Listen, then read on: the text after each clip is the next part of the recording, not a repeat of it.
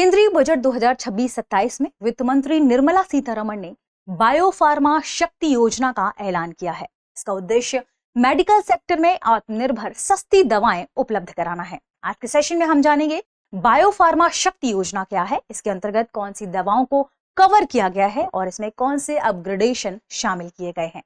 आगे बढ़ने से पहले आपके लिए एक महत्वपूर्ण सूचना है। अगर आप घर बैठे यूपीएससी की प्रिपरेशन करना चाहते हैं तो दृष्टि आईएएस लेकर आया है एक बहुत ही शानदार कोर्स जिसका नाम है studio GS foundation live online course.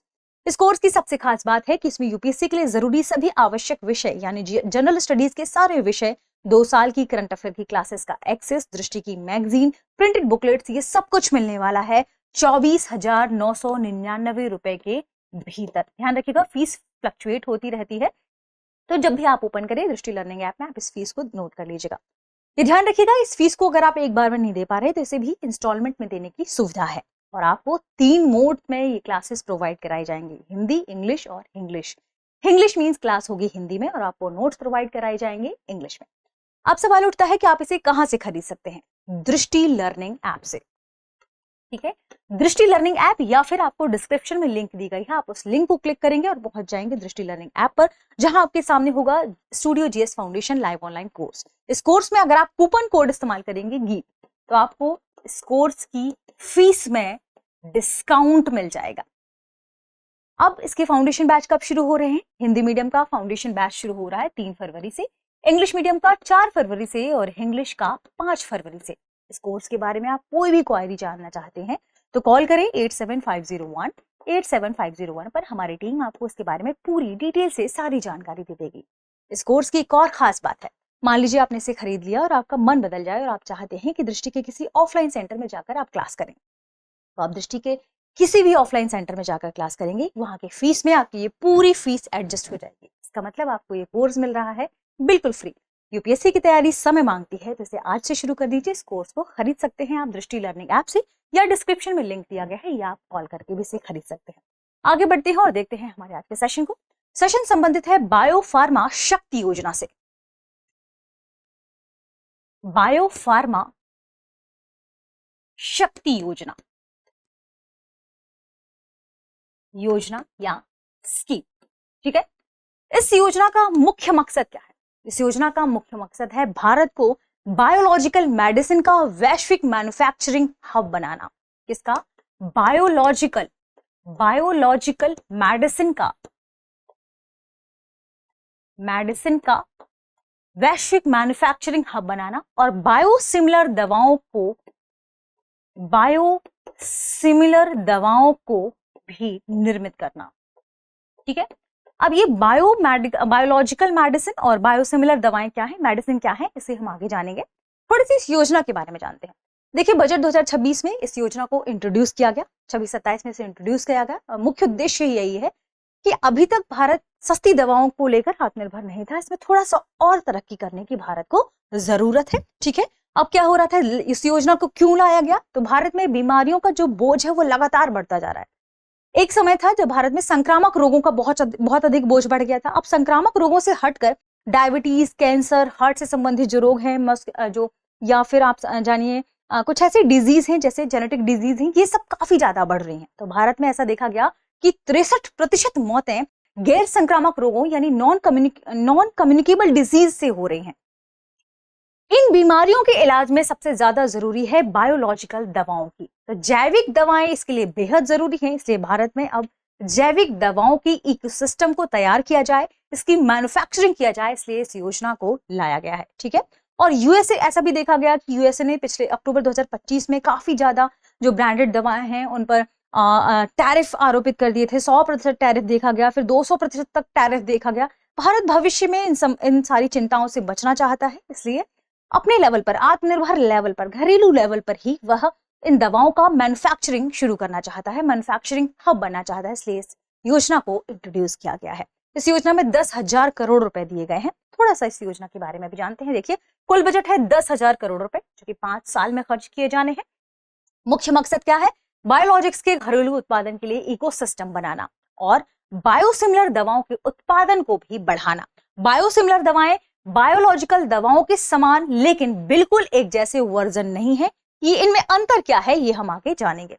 Bharat को अपने फार्मा सेक्टर को दवा विशिष्ट टैरिफ से बचाने के लिए इस कदम को उठाने की ज्यादा जरूरत महसूस हुई थी। अब यहाँ पर बायो फार्मा शक्ति, इसमें शक्ति का फुल फॉर्म क्या है ये भी जानते हैं। देखिए, शक्ति का फुल फॉर्म है कि नॉलेज इनोवेशन के आधार पर हम हमारे हेल्थ केयर को इनोवेशन के माध्यम से बहुत बेहतर कर पाए, ठीक है, अच्छा कर पाए, ये इसका मुख्य उद्देश्य है। तो इसका मतलब शक्ति का फुल फॉर्म है बायोफार्मा, जिसमें शक्ति आपने देखा, strategy for health care advancement through knowledge, technology and innovation. Knowledge, technology और इनोवेशन के माध्यम से हमारे हेल्थ केयर को एडवांस करना, अपग्रेड करना, यही इसका मुख्य उद्देश्य है। अब जानते हैं हम सबसे मुख्य बिंदुओं को कि आखिर बायोलॉजिकल दवाएं और बायोसिमिलर दवाओं में क्या अंतर है। बायोलॉजिकल यानी जैविक दवाएं, यानी वे दवाएं जिनका निर्माण जीवित कोशिकाओं से होता है। जीवित कोशिकाओं से यानी प्रोटीन से, या फिर ये एंटीबॉडी हैं, या फिर ये जीन आधारित दवाएं हैं, ठीक है। तो बायोलॉजिक्स या जैविक दवाएं जीवित जीवों जैसे कोशिकाओं, बैक्टीरिया या जानवरों या उनके घटकों जैसे प्रोटीन और जीन से बनी हुई जटिल दवाएं कहलाती हैं।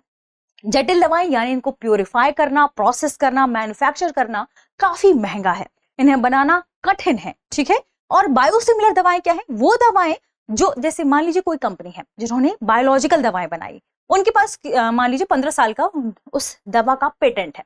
15 साल की पेटेंट की जो समयावधि है वो समाप्त होने के बाद कोई दूसरी कंपनी उससे मिलती जुलती दवा बना रही है तो उसे कहा जाता है बायोसिमिलर दवाएं, ठीक है। ये बायोलॉजिकल दवाओं की तुलना में सस्ती होती हैं लेकिन सुरक्षित कॉपी मानी जाती हैं। इससे इलाज सस्ता हो जाता है और एक्सपोर्ट की संभावना भी बढ़ जाती है। तो भारत के लिए यही एक इंपॉर्टेंट एस्पेक्ट है कि इलाज आम आदमी के लिए सस्ता हो जाएगा, गरीब ग्रामीण मजदूरों के लिए सस्ता हो जाएगा, मध्यम वर्ग के लिए सस्ता हो जाएगा और भारत एक्सपोर्ट भी कर पाएगा, क्योंकि भारत तीसरा सबसे बड़ा फार्मास्यूटिकल है क्षेत्र वाला देश है। ऐसे में इंपॉर्टेंट क्या है, इन चीजों को ध्यान रखना है।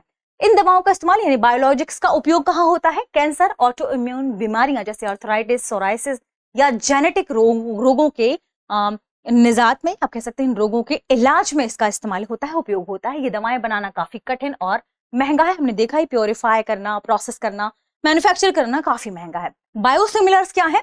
जब कोई बायोलॉजिकल दवा का पेटेंट खत्म हो जाता है और दूसरी कंपनी उसकी कॉपी तैयार करती है तो उसे बायोसिमिलर दवा कहते हैं।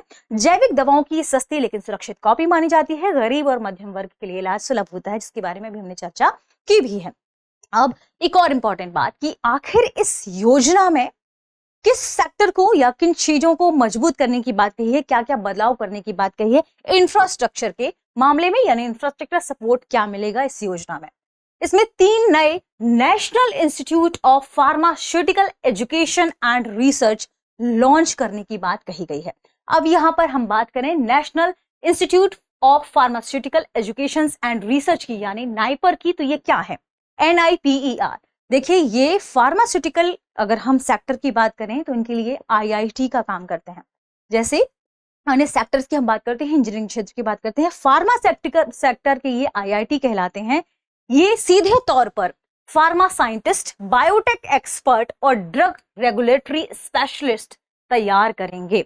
इसके अलावा 7 पुराने संस्थानों का अपग्रेडेशन भी इसमें शामिल किया गया है, यानी इस योजना के अंतर्गत ये सारे कार्य किए जाएंगे और 1000+ क्लिनिकल ट्रायल साइट्स का राष्ट्रीय नेटवर्क तैयार किया जाएगा। इसके अलावा जो ड्रग रेगुलेटर है उसको मजबूत किया जाएगा ताकि जो वर्ल्ड लेवल पर जो ड्रग रेगुलेटरी का काम करते हैं हम उस स्टैंडर्ड्स को फॉलो कर पाए। इसके अलावा तेज और अंतर्राष्ट्रीय स्तर की दवा को मंजूरी देने के लिए अब हम इस पर काम करेंगे ताकि हम इन दवाओं को एक्सपोर्ट भी कर पाए। भारत को इससे क्या फायदा हुआ? भारत का फार्मा सेक्टर अपग्रेड होगा, नई नौकरियां सृजित होंगी, नई तकनीक से हम रूबरू होंगे, सस्ता इलाज मिलेगा। भारत की पहचान अब फार्मेसी ऑफ द वर्ल्ड से बढ़कर एडवांस बायोलॉजिकल हब के रूप में, बायोलॉजिकल दवाओं के निर्माण मैन्युफैक्चरिंग हब के रूप में हो जाएगी। आगे बढ़ने से पहले एक बात ध्यान रखिएगा, अगर आपको ये सेशन पसंद आया हो तो अपने इस चैनल को सब्सक्राइब कर ले, अपने दोस्तों को इसे शेयर कर दीजिएगा। आज का प्रश्न है, बायोफार्मा शक्ति योजना का उद्देश्य क्या है? ऑप्शन ए मेडिकल टूरिज्म बढ़ाना, ऑप्शन बी जेनेरिक दवाओं पर टैक्स लगाना, ऑप्शन सी भारत को बायोफार्मा मैन्युफैक्चरिंग हब बनाना, ऑप्शन डी आयुष दवाओं को बढ़ावा देना।